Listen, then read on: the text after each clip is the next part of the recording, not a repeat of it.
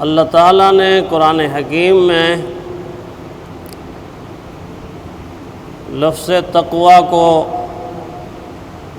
اتقوا اللہ کو، یا اسی سے متقین بنتا ہے، اس کو تقریباً 144 مرتبہ متعدد آیات میں ذکر کیا ہے۔ اور جو آیت ابھی میں نے تلاوت کی ہے روزے کے حوالے سے، اس کا آخری لفظ بھی یہی ہے۔ گویا یہ بتایا جا رہا ہے کہ عبادات کا اصل مقصد اور عبادات کا نچوڑ، عبادات کا خلاصہ اصل میں انسانی دل کے اندر تقوی کا پیدا ہونا ہے۔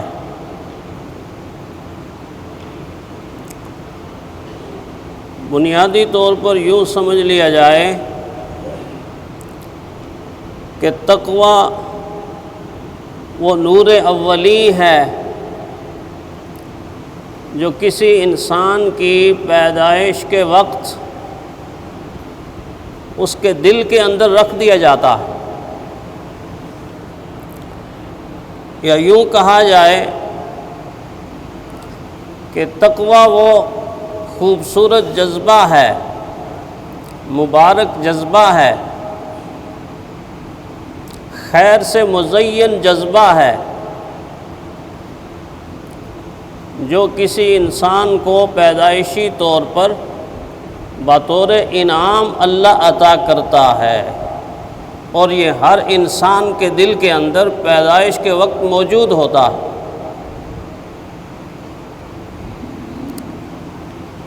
اسی لیے قرآن حکیم کی پہلی آیات میں جب ہم دیکھتے ہیں تو وہاں اللہ تعالیٰ فرماتے ہیں ذالک الکتاب لا ریب فیہ ھدی للمتقین، یہ ایسی کتاب ہے جس کے نازل ہونے میں کوئی شک نہیں، کتاب الہی ہونے میں کوئی شک نہیں، اللہ کا کلام ہونے میں کوئی شک نہیں، اور فرمایا یہ متقی لوگوں کو ہدایت دیتی۔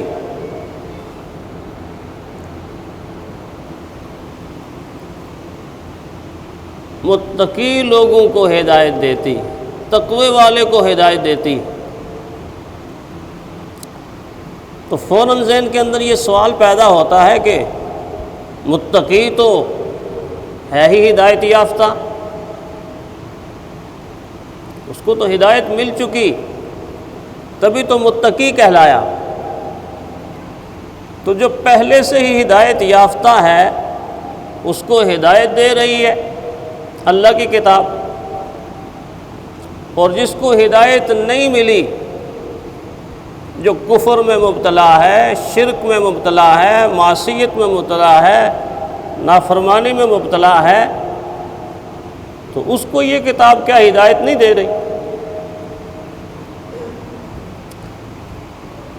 اصل بات یہ ہے کہ قرآن حکیم سمجھانا چاہتا ہے کہ پیدائشی طور پر جو نور، جو جذبہ انسان کے دل میں رکھا گیا ہے، جس نے اس جذبے کو برقرار رکھا، اس نور کو برقرار رکھا، اس روشنی کو برقرار رکھا، اس کو جگائے رکھا، اب اس روشنی کے ساتھ اس کو دوسری روشنی قرآن حکیم کی مل جائے گی، اور جب دو روشنیاں ملتی ہیں تو چیز کا وجود نظر آنا شروع ہو جاتا ہے، چیز کا وجود نظر آنا شروع ہو جاتا ہے۔ ایک روشنی سے چیز کا وجود آپ نہیں دیکھ سکتے۔ اب سورج کی روشنی موجود ہے، دن کا اجالا بھی موجود ہے مسجد کے اندر، ہم میں سے کوئی آنکھیں بند کر لے، 2 سیکنڈ کے لیے آنکھیں بند کر کے دیکھیں، نہ میں آپ کو نظر آؤں گا، نہ دیواریں آپ کو نظر آئیں گی، نہ اوپر لگے ہوئے کمکمے آپ کو نظر آئیں گے، نہ یہ کیمرہ نظر آئے گا، نہ اپنی گھڑی نظر آئے گی، کچھ بھی آپ کو نظر نہیں آئے گا۔ نظر کب آئے گا؟ کہ جب باہر کی روشنی کے ساتھ اندر کی روشنی ملے گی، آنکھیں کھلیں گی، آنکھیں کھلنے کے بعد یہ دو روشنیاں اکٹھی ہو جائیں گی تو پھر آپ کو چاروں طرف کا ماحول نظر آنا شروع ہو جائے گا، ایک دوسرے کا وجود نظر آنا شروع ہو جائے گا۔ نہ صرف چاند اور سورج کی چاندنی اور روشنی سے آپ کچھ دیکھ سکتے ہیں اکیلی، اور نہ صرف آنکھوں کی اکیلی روشنی سے آپ کچھ دیکھ سکتے ہیں۔ اندھیری رات ہو، سورج بھی نہ ہو، چاند بھی نہ ہو، چراغ بھی نہ ہو، لائٹ بھی نہ ہو، تو کمرے میں آپ آنکھیں جتنی مرضی کھول کے دیکھ لیں، جتنی مرضی کھول کے دیکھ لیں، اپنے کمرے کی کوئی چیز آپ کو نظر نہیں آئے گی، حالانکہ ایک روشنی آپ کے پاس موجود ہے، دوسری روشنی کے آپ محتاج ہیں۔ بالکل اسی طرح اللہ تعالیٰ نے بطور انعام اپنی روشنی تقوی کی صورت میں، پاکیزہ جذبے کی صورت میں، نور اولی کی صورت میں، ہر انسان جو پیدا ہو رہا ہے، خواہ وہ کافر کے گھر پیدا ہو رہا ہے، خواہ وہ مسلمان کے گھر پیدا ہو رہا ہے، اس کے دل کے اندر وہ روشنی رکھ دی ہی، جس روشنی کے بارے میں حضور نے فرمایا کل مولود یولد علی فطرہ،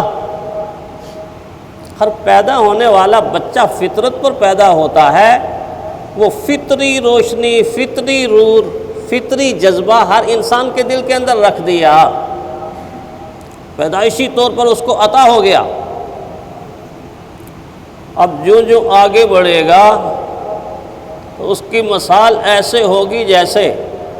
آپ کسی انسان کو چراغ جلا کے اس کے حوالے کر دیں اور کہیں اس کی حفاظت اب تم نے کرنی ہے، یہ کہ تمہیں دے دیا گیا، اب اس کے لیے ضروری ہے کہ وہ قندیل بنا لے، وہ کہ ایسا سامان کرے کہ آندھی آئے، طوفان آئے، ہوا آئے اور اس کا چراغ جلتا رہے، حفاظت اس کی ذمہ داری۔ اگر بجائے حفاظت کے وہ بے پرواہ ہو جائے گا تو ایک ہوا کا جھونکا ہی اس چراغ کو بجھا دے گا، اس روشنی کو بجھا دے گا۔ اس لیے اگر بنیادی طور پر انسان خیر کی طرف آنے کے بجائے شر کی طرف چلا گیا، بہتری کی طرف آنے کے بجائے برائی کی طرف چلا گیا، تو دوسرے لفظوں میں اس نے اپنے اس نور کی حفاظت نہیں کی، اس نے اپنا نور بجھا دیا، اللہ نے اس کو عطا کیا۔ یہ وہ فطری نور تھا کہ اگر یہ باقی رکھتا تو جو ہی دنیا میں آتا، بڑا ہوتا، شعور میں آتا تو اس کو وحی کے نور مل جاتے، کلام الہی کا نور مل جاتا، ہدایت کی روشنی مل جاتی، اور جب ہدایت کی روشنی ملتی، وحی کی روشنی ملتی، تو اس کے دل کے اندر تقوی کے نور کے ساتھ ایمان کا ایک خوبصورت چراغ روشن ہو جاتا، ایمان کا ایک خوبصورت چراغ روشن ہو جاتا اگر یہ اس روشنی کی حفاظت کرتا۔ لیکن اگر حفاظت نہیں کی تو قرآن اللہ کی کتاب ہے اور پیارے پیغمبر صلی اللہ علیہ وسلم کی زبان سے پڑھی جا رہی ہے، اور حضور صلی اللہ علیہ وسلم کے زبان سے پڑھنے کے باوجود ابو جہل کے دل پر اثر نہیں کر رہی، ابو جہل کے دل پر اثر نہیں کر رہی۔ کیوں؟ کہ اس نے نور اولی کو معصیت کے ساتھ، نافرمانی کے ساتھ، کفر کے ساتھ، شرک کے ساتھ اس نور کو بجھا دیا تھا۔